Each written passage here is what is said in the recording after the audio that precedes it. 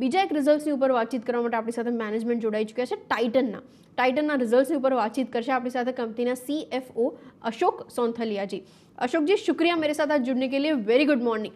सबसे पहले शुरुआत मैं इसी से करना चाह रही थी, डिमांड सेंटिमेंट कैसे वर्कआउट हो रहा है, क्योंकि हम लोग जानते हैं अकॉर्डिंगली Q1 आपका सबसे ज़्यादा स्ट्रॉन्ग होता है, क्योंकि अक्षय तृतीया और इन सब की इफेक्ट आएगी।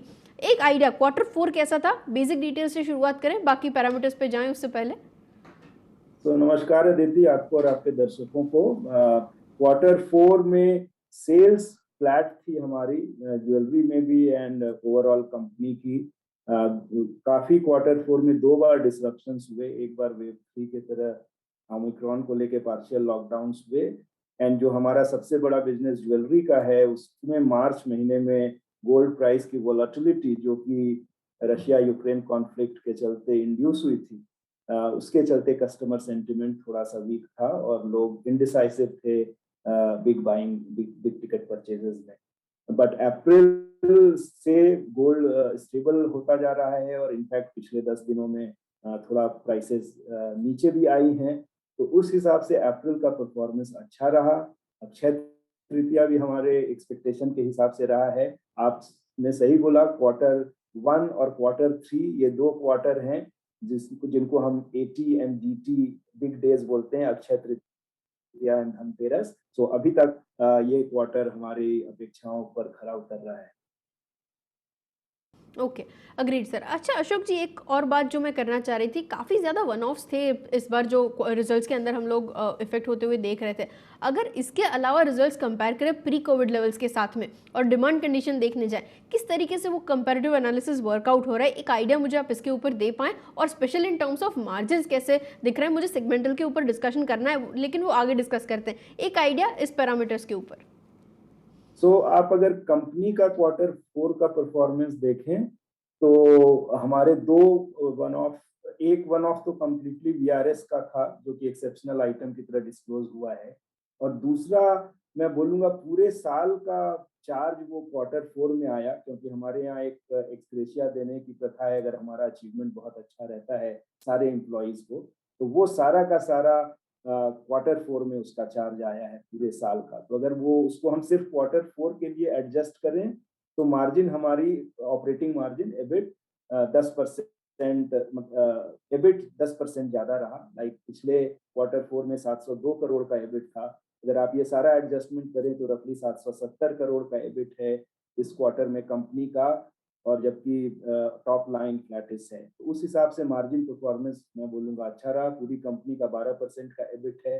पूरे साल का देखें तो इवन 2 बार डिसरप्शन हुआ, वेव Q1 में डिसरप्शन मेजर था एंड देन Q4 में हुआ, तो एक्चुअली 10.5 महीने का ऑपरेशन था इस साल में, और उसके हिसाब से अगर आप देखें तो profit performance and growth performance दोनों ही बहुत इंप्रेसिव हैं। 36% टॉप लाइन में ग्रोथ है, प्रॉफिट तो 100 दुगुना से ज्यादा हुआ है, और इवन अगर प्री पैंडेमिक आप 1920 से कंपेयर करें तो भी प्रॉफिट 40% ज्यादा है, 40% से ज्यादा है।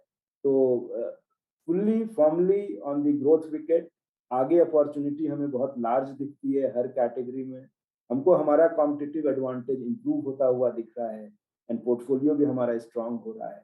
तो हम FY23 को लेके काफी उत्साहित हैं और उसी के हिसाब से हम लोग सारी तैयारियां कर रहे हैं।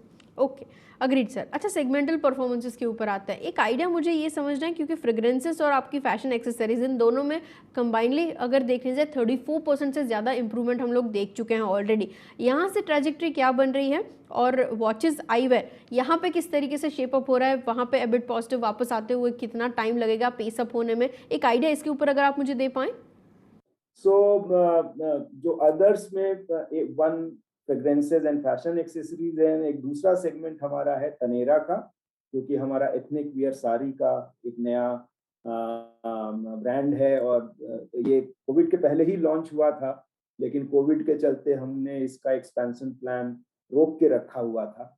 लेकिन अभी जो भी हमें फीडबैक है मार्केट से, हमारा जो सप्लाई चेन है, हमारा जो डिजाइन है, हमारा मर्चेंडाइजिंग है, अभी हम काफी कॉन्फिडेंट हो रहे हैं उसको लेके, तो उसका एक बड़ा एक्सपेंशन प्लान है FY23। अभी तनेरा जो है वो 8 शहरों में 20 स्टोर हो चुके हैं और मुझको लगता है FY23 के अंत तक मोर देन 30 सिटीज में 40 से 50 स्टोर होंगे उसके। और ऑफ कोर्स जब मैं फिजिकल स्टोर की बात करता हूँ तो साइमल्टेनियसली डिजिटल चैनल पे भी काम हो रहा है।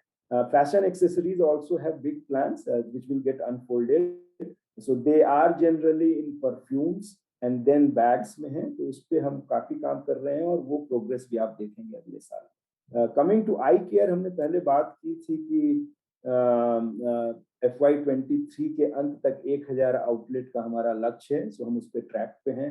एंड आई केयर पे the care part of we are focusing and we believe कि हम हमारी एक्सपर्टीज मार्केट लीडिंग है उसमें और उस पर हम ध्यान दे रहे हैं। अभी आपने शायद सुना होगा कि एक हमारे आई केयर डिवीजन ने गिनीज वर्ल्ड रिकॉर्ड क्रिएट किया, एक दिन में मैक्सिमम ऑनलाइन आई टेस्टिंग का। 1,30,000 से लोग जुड़े, हमसे ज्यादा लोग जुड़े एक दिन में और उन्होंने अपनी आई टेस्ट की और उनमें से कईयों को जिनको नहीं पता था उनको पता चला कि उनकी आईज को करेक्शन की जरूरत है, करेक्टिव लेंसेज की जरूरत है। वॉचेज में अगेन वॉचेज में more than adding to many new stores वो होंगे, लेकिन उससे ज्यादा new formats, reimagining the stores design and experience part of it. Fastrack में पर्टिकुलरली हम काफी देख रहे हैं और टाइटन वर्ल्ड में भी कर रहे हैं।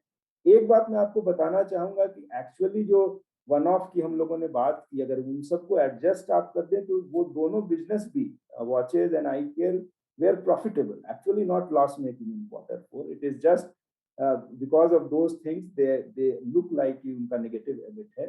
तो इसीलिए हमें कोई शंका नहीं है कि वो Q1 से ही प्रॉफिटेबल रहेंगे, मतलब उसमें हमें कोई डाउट नहीं है कि वो लॉस मेकिंग है और उनको प्रॉफिट मेकिंग होने में टाइम लगेगा।